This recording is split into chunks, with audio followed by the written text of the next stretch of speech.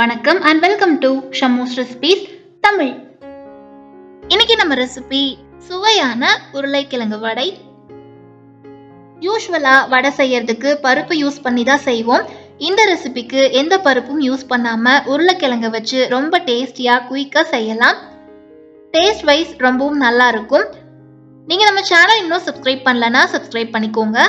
கூடவே bell icon press பண்ணி all கொடுங்க. இந்த வீடியோ உங்களுக்கு பிடிச்சிருந்தா ஒரு லைக் கொடுங்க. நீங்க கொடுக்குற ஒவ்வொரு லைக்ஸும் கமெண்ட்ஸும் எங்களுக்கு இன்னுமே மோட்டிவேட்டடா இருக்கும். இப்போ வாங்க ரெசிபி செய்ய ஸ்டார்ட் பண்ணிடலாம். 4 கப் பொட்டுக்கடலை எடுத்திருக்கேன். இது 2 டேபிள் ஸ்பூன் அளவு இருக்கும். இதை மிக்ஸி ஜாரில் போட்டு ஒன்றும் பாதியுமா பல்ஸ்ல போட்டு எடுத்துக்கலாம். 2 மீடியம் சைஸ் உருளைக்கிழங்க தோல் சீவிட்டு துருவி எடுத்துக்கலாம். இந்த மாதிரி துருவின உருளைக்கிழங்க முடிஞ்ச அளவுக்கு தண்ணி இல்லாம பிழிஞ்சிட்டு இன்னொரு பாத்திரத்துல வச்சிருங்க. உருளைக்கிழங்குல கொஞ்சம் வாட்டர் கண்டென்ட் இருக்கும். அப்படியே வடை செஞ்சோம்னா வடை கிறிஸ்பியா இருக்காது. ஸோ இந்த மாதிரி பிழிஞ்சிட்டு செஞ்சுக்கலாம். 2 மீடியம் சைஸ் பெரிய வெங்காயத்தை நீளமா கட் பண்ணி எடுத்திருக்கேன். உருளைக்கிழங்க துருவி ரொம்ப நேரத்துக்கு வச்சிட்டோம்னா கலர் மாறிடும். ஸோ துருவிட்டு உடனே வடைக்கு மிக்ஸ் பண்ணிடலாம். இது கூட 1/2 டீஸ்பூன் இஞ்சி பூண்டு பேஸ்ட் சேர்த்து கட் பண்ண பெரிய வெங்காயத்தை ஆட் பண்ணிக்கலாம். கூடவே ஒரு பச்சை மிளகாயை கட் பண்ணிட்டு சேர்த்துக்கலாம்.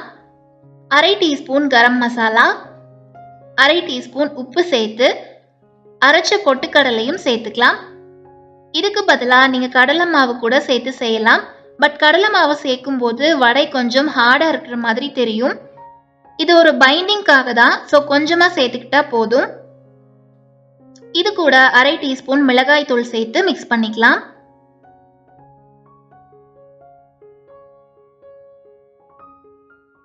இதுக்கு தண்ணி சேர்க்க வேண்டாம். உருளைக்கிழங்கு வெங்காயத்தில் உப்பு சேர்த்து நம்ம மிக்ஸ் பண்ணும்போது அதுவே தண்ணி விட்டு வரும். அதிலே மிக்ஸ் பண்ணால் போதும். எக்ஸ்ட்ரா தண்ணி தேவைப்படாது. இது கூட 2 டேபிள் ஸ்பூன் கார்ன்ஃப்ளவர் சேர்த்து மிக்ஸ் பண்ணிக்கலாம். இதுவும் வடைக்கு நல்ல கிறிஸ்பினஸ் கொடுக்கும். பாருங்க, தண்ணி சேர்க்காமலே இந்த அளவுக்கு இருக்கு. இப்ப பார்க்கும்போது வடை தட்டுற பதத்துக்கு இல்லாம உதிரி உதிரியா தெரியும். பட் தட்டி ஆயில்ல போடும்போது கரெக்டா இருக்கும். இப்ப ஸ்டவ் ஆன் பண்ணி கடாயில ஆயில் சேர்த்து சூடு பண்ணிக்கலாம். ஆயில் சூடாகிறதுக்குள்ள உருளைக்கிழங்கு கலவையை கொஞ்சம் கொஞ்சமா எடுத்து லைட்டா இந்த மாதிரி அழுத்தம் கொடுத்து மீடியம் சைஸ்க்கு உருண்டைகளா உருட்டி எடுத்துக்கலாம்.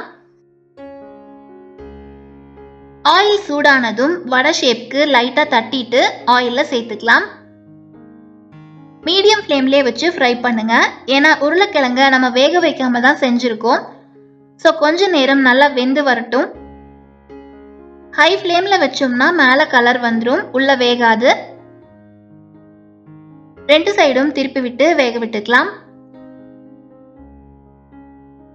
வெங்காயம் ஆயில்ல ஃப்ரை ஆகும்போது நல்ல வாசனையா இருக்கும்.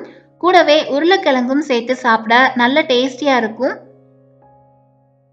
பருப்பு ஊற வச்சு வடை செய்ய டைம் இல்லைன்னா இந்த மாதிரி 2 உருளைக்கிழங்க துருவிட்டு கொஞ்சமா வெங்காயம் சேர்த்து சட்டுன்னு வடை பண்ணிடலாம். வீட்டுக்கு கெஸ்ட் வந்துட்டாங்கன்னா கூட குயிக்கா 10 நிமிஷத்துல இந்த மாதிரி செஞ்சு கொடுத்துடலாம். இப்போ நமக்கு டேஸ்டியான உருளைக்கிழங்கு வடை ரெடி ஆயிருச்சு. ஈவினிங் டைம் ஒரு கப் டீ இல்லை காஃபி கூட சாப்பிட ரொம்ப நல்லா இருக்கும். எப்பவும் ஒரே மாதிரி வடை செய்யாம கொஞ்சம் வித்தியாசமா இப்படி செஞ்சு பாருங்க. ரெசிபி பத்தின ஃபீட்பேக்கை மறக்காம கமெண்ட்ஸ்ல சொல்லுங்க. இந்த வீடியோ உங்களுக்கு பிடிச்சிருந்தா ஒரு லைக் கொடுங்க. சப்ஸ்கிரைப் பண்ணி சப்போர்ட் பண்ணுங்க. Thank you all.